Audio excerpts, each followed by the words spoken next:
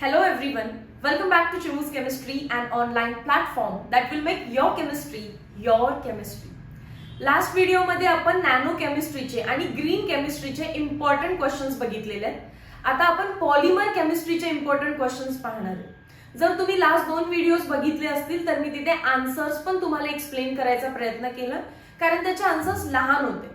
पण polymer केमिस्ट्रीमध्ये monomer लक्षात ठेवणं, त्याच्या रिॲक्शन्सच्या ट्रिक समजून घेणं, याच्यासाठी तुम्हाला 1 by 1 किंवा 1 शॉट लेक्चर बघण्याची गरज आहे. या व्हिडिओ लेक्चरमध्ये मी फक्त तुम्हाला इम्पॉर्टंट क्वेश्चन्स सांगेन, ज्याचे आन्सर्स तुम्हाला टेक्स्ट बुक मध्ये किंवा कोणत्याही डायजेस्ट मध्ये मिळून जातील. So without wasting time, let us start with question number 1. Define polymer. पॉलिमरच्या डेफिनेशन मध्ये 3 वर्ड्स इम्पॉर्टंट आहेत: complex, giant, macromolecule made up of repeating unit called as monomer. So definition मध्ये कोणते 3 वर्ड्स लिहिणार आहे तुम्ही? Complex, giant, macromolecule made up of repeating unit called as, ते तुम्ही लिहा इथे, called as monomer. So monomer repeat होतात आणि पॉलिमर बनतो. Question number 2. Right reactions for following polymers. हे जे 4 पॉलिमर्स इथे दिलेले आहेत ते सगळ्यात इझी पॉलिमर्स आहेत. पॉलीइथिन, इथिनच्या रिपिटेशननी झालं. PVC, पॉलीविनाइल क्लोराइड, विनाइल क्लोराइडच्या रिपिटेशननी झालं. पॉलीएक्रिलोनाइट्राइड, विनाइल सायनाइडच्या रिपिटेशननी झालं. अँड टेफ्लॉन, टेट्राफ्लोरोइथिनच्या रिपिटेशननी झालं. खूप सिंपल मोनोमर आहेत आणि एकमेकांशी लिंक्ड आहेत. रिएक्शन लिहिण्याची ट्रिक पण त्याची इझी आहे. सो हे 4 इझी पॉलिमर्सची रिएक्शन तुम्हाला आली पाहिजे. त्याच्यानंतर write difference between HDPE and LDPE. High density polyethylene and low density polyethylene. 2 मार्क्ससाठी हा क्वेश्चन आला तर आपल्याला 4 पॉइंट्स लिहावे लागतात. तुम्ही याच्यामधला पहिला पॉइंट मेन्शन करा, त्याचा full form. High density polyethylene, low density polyethylene. त्यानंतर मेन्शन करा हाय डेन्सिटीचं रिझन काय आहे, क्लोज पॅकिंग. लो डेन्सिटीचं रिझन काय आहे, branching. So reason for high density and low density. Third point मध्ये तुम्ही लिहू शकता त्याचा कॅटलिस्ट. हाय डेन्सिटी पॉलीइथिनचं कॅटलिस्ट आहे झिग्लर-नेटा, तर लो डेन्सिटी पॉलीइथिनचं कॅटलिस्ट आहे traces of oxygen, trace amount of oxygen and peroxide. आणि फोर्थ तुम्ही लिहू शकता प्रेशर कंडिशन्स. HDPE ला प्रेशर आहे 6 to 7 atm, LDPE चं प्रेशर आहे 1000 to 2000 atm. आणि 5th एक्स्ट्रा पॉइंट लिहायचा असेल तर तुम्ही त्याची रिएक्शन लिहू शकता. रिएक्शन टेक्स्ट बुक मध्ये दिली आहे. Okay, next question number 4. Give reason why nylon 6,6 is a homopolymmer. हा क्वेश्चन सुद्धा 2 मार्कला येणार आहे. याच्यामध्ये तुम्हाला फर्स्ट पॉइंट मध्ये लिहावं लागेल रिएक्शन. फर्स्ट पॉइंट मध्ये तुम्हाला लिहावं लागेल रिएक्शन.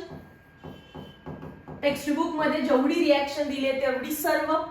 ऍडिपिक ऍसिड हेक्सामिथिलीन डायअमाइन पासून आधी तुम्हाला बनवावा लागेल nylon salt.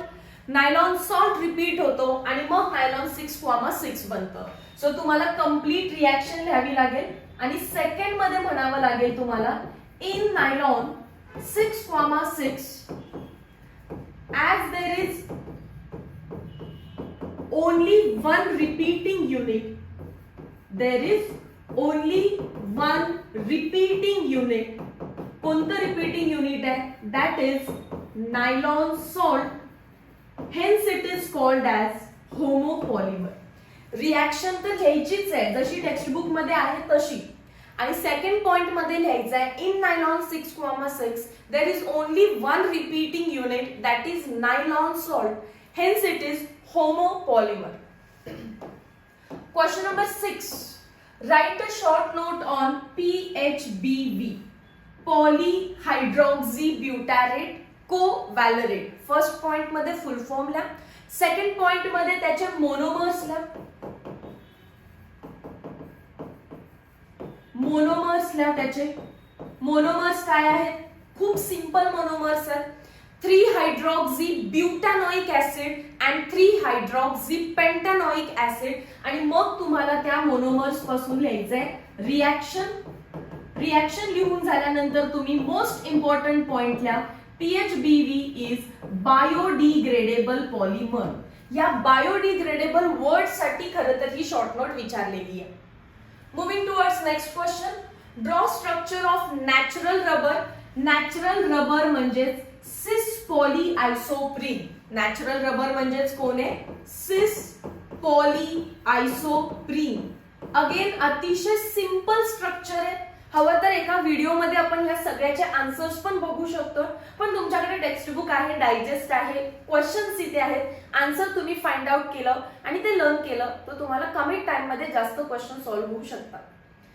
Question number 8, define vulcanization. Vulcanization is process by which three-dimensional network of cross-link is introduced into the elastomer.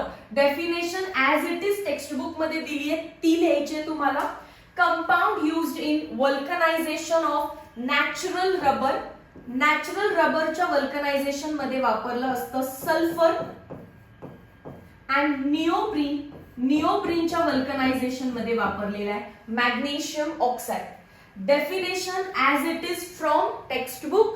Natural रबरच्या वल्कनायझेशन मध्ये सल्फर अँड निओप्रीन मध्ये magnesium oxide. Question number 9, write monomers of Buna S. Buna म्हणजे buta 1,3 diene आणि S म्हणजे styrene with their proper ratio. Very important question, आपण याचा answer पण बघूया. ब्युना म्हणजे ब्यूट 1,3 डायइन. बघा बरं, ब्यूट 1,3 डायइन. आणि स्टेरीन, स्टेरीन म्हणजे बेन्झीनची रिंग आहे आणि त्याच्यावरती आहे CH double bond CH2. Done. Bonds पण करेक्ट आहेत का बघा सर्व. ब्युटाडाईन आणि स्टेरीन. स्टेरीन म्हणजे बेन्झीन वरती इथिन CH डबल बॉन्ड CH2. त्याचा रेशिओ आहे ब्युटाडाईन घ्यायचंय 3 टाइम्स आणि स्टेरीन घ्यायचंय 1 टाइम. सो प्रॉपर रेशिओ काय? 3:1. 3 butadiene to 1 styrene. Moving towards next question. Question number 10, define degree of polymerization. Definition again as it is textbook मधून. Degree of polymerization is defined as number of monomer units in polymer molecule. किती monomer units repeat होता है to form a polymer. So number of monomer units in polymer molecule is called as degree of polymerization. Next question number 11, write monomers of following. Bakelite चे monomers आहेत phenol plus formaldehyde,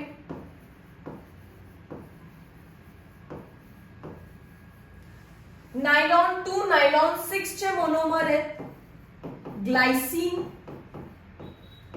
plus E amino caproic acid. E amino caproic acid. And last melamine formaldehyde polymer. त्याचे मोनोमर्सच आहेत melamine and formaldehyde. So ते जे नाव आहे ते monomers पासूनच बनलेलं आहे, पण या तिघांचेही स्ट्रक्चर्स करा.